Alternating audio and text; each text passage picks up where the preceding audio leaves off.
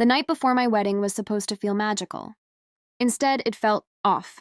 I was staying at a hotel suite with my bridesmaids. My fiancé Daniel was at his brother's house across town. We'd agreed not to see each other for 24 hours before the ceremony, tradition, and all that. Everything had been perfect leading up to this. The venue was paid for. Guests had flown in.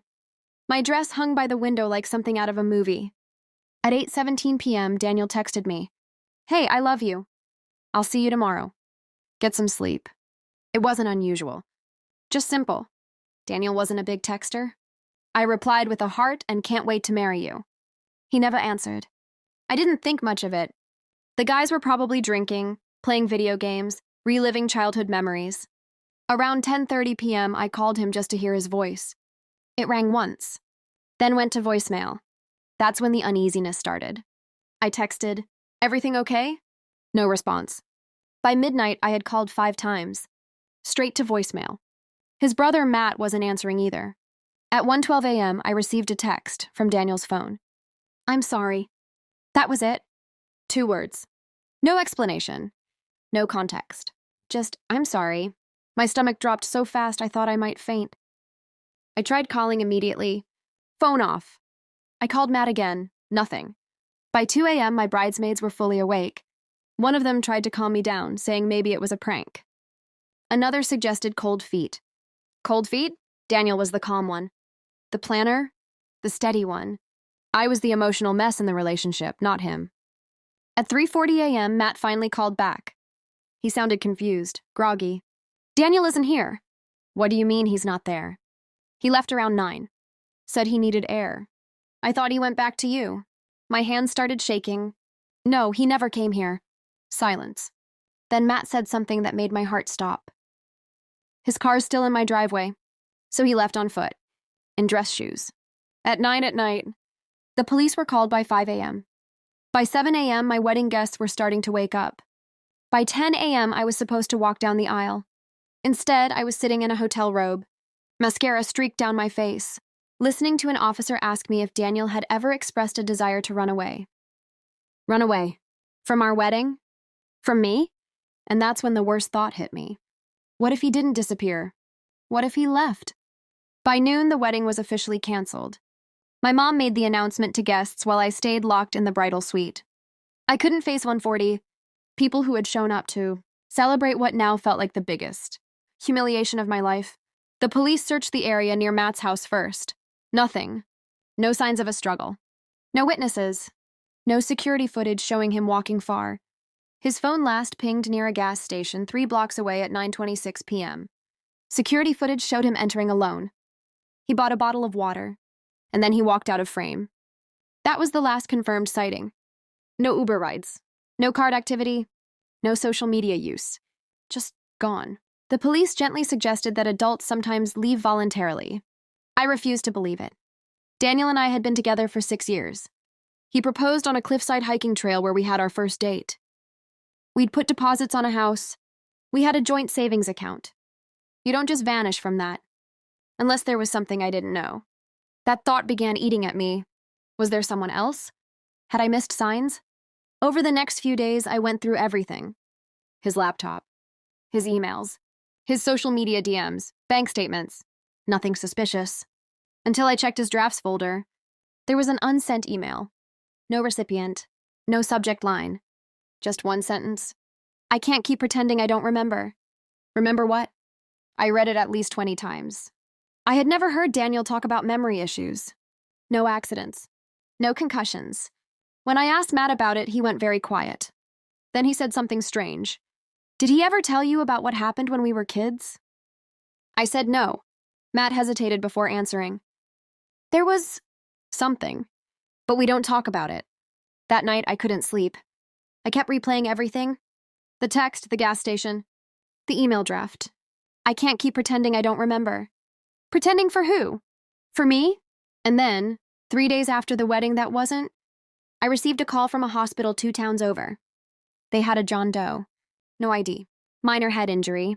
And he had been asking for me. I don't remember the drive to the hospital. I just remember my heart pounding so loudly, I could barely hear the nurse speaking at the front desk. They led me into a quiet room. Daniel was sitting upright in a hospital bed, bruised, pale, bandage on his temple, but alive. Relief hit me so hard I almost collapsed. Daniel. He looked up slowly. And for a split second, I saw recognition, then confusion. Do I know you? The words sliced straight through me. The doctor explained. He'd been found wandering near a wooded area early that morning, disoriented, dehydrated, minor concussion, no wallet, no phone. They suspected temporary memory loss triggered by trauma. I tried to stay calm. Daniel, it's me. It's Anna. He studied my face like I was a stranger asking for directions. I'm sorry, he said softly. You look familiar. But I don't. He didn't remember the wedding. He didn't remember the engagement. He remembered his childhood. He remembered Matt. He remembered college. But the last 2 years? Gone, erased. The doctors said memory can return gradually. But something felt off. When Matt arrived, Daniel's expression changed. Not relief, fear. Just for a second. Then it vanished. Later, when Matt stepped out to take a call, Daniel grabbed my hand and whispered something that made my blood run cold. Don't trust him. I didn't react. I couldn't. A nurse was walking in. But those 3 words echoed in my head all night. Don't trust him. When Matt came back into the room, Daniel was quiet. Almost cautious.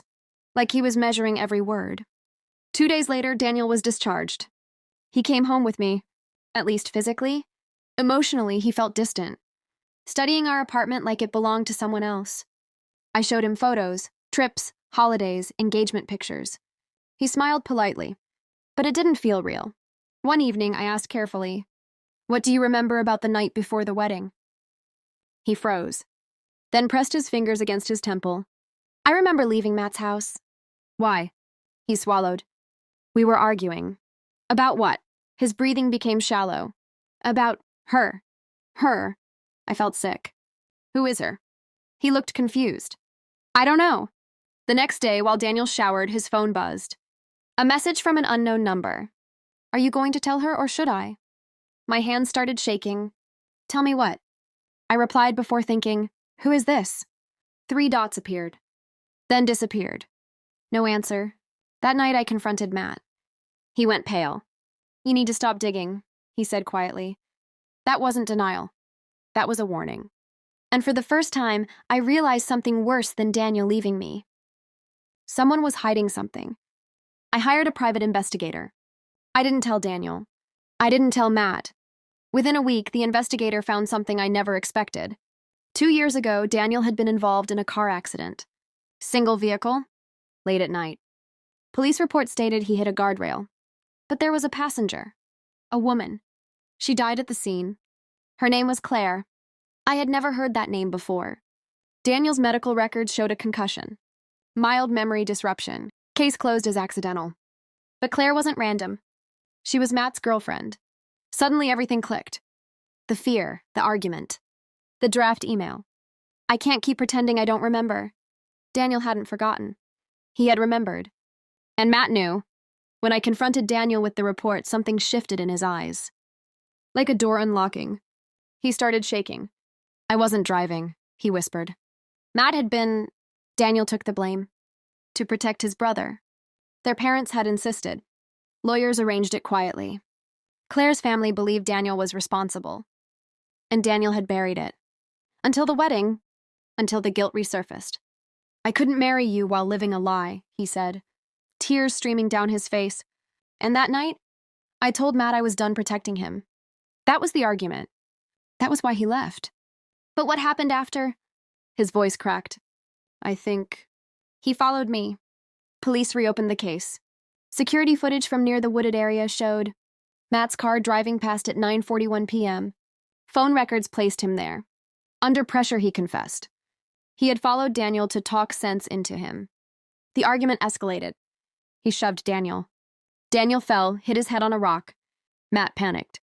He took Daniel's phone, sent the I'm sorry text, and left him there.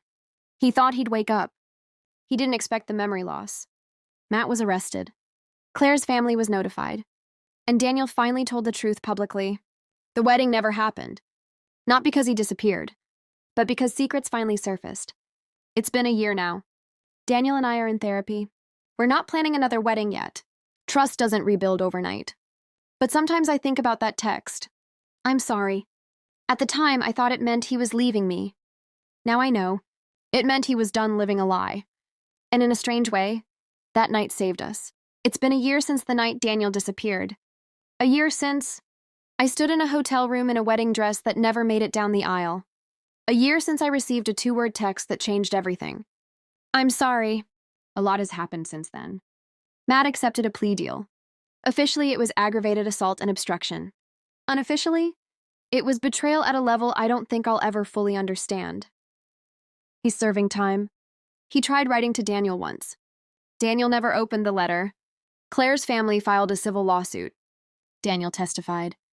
He admitted to taking the blame. Admitted to lying. Admitted that he had let an innocent family believe he was responsible, while the real driver walked free. Sitting in that courtroom, I saw a version of him I had never seen before. Not the steady fiancé. Not the calm planner. Not the man who proposed on a cliff. Just someone exhausted from carrying a lie too heavy for too long. Therapy has been brutal. We tried couples counseling. Individual therapy. Trauma therapy. There were nights Daniel woke up gasping, reliving the accident. There were nights I lay awake staring at the ceiling, wondering if I would have married him, without ever knowing the truth. That question still haunts me. If he hadn't fallen that night, if Matt hadn't followed him, if the concussion hadn't shaken something loose, would he have told me? Or would I be celebrating our first anniversary right now, completely unaware of the foundation our marriage was built on? Daniel's memory came back fully around month 4. Not all at once. Fragments at first. The argument, the shove, the rock, the headlights pulling away, and something else. Something he hadn't told the police. One night, about 6 months after everything, he sat across from me at the kitchen table and said quietly, "There's something I remembered." My stomach dropped.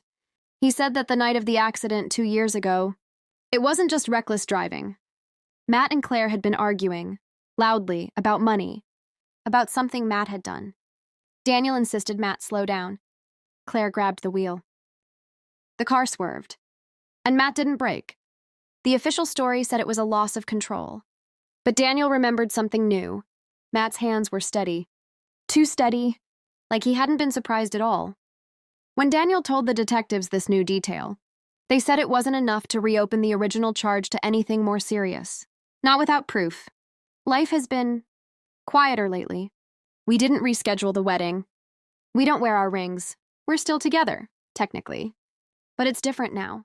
Less fantasy. More reality. Last week something happened. I checked the mail. Inside was an envelope with no return address. No stamp. It had been hand-delivered. Inside was a single photograph. It was taken the night of the accident. Grainy, dark, from a distance. The car against the guardrail. Claire inside. And Matt, standing outside the driver's side. Not in shock. Not panicking. Looking down at her. The timestamp on the bottom corner was 11 minutes before the 911 call. On the back of the photo, written in black ink, "He remembers more than he thinks." I haven't told Daniel yet. I don't know who sent it. I don't know how they got it. And I don't know if what happened 2 years ago was really an accident. But I do know this. The night before our wedding wasn't the end of the story. It might have been the beginning of something much darker. And whoever sent that photo, they're still watching.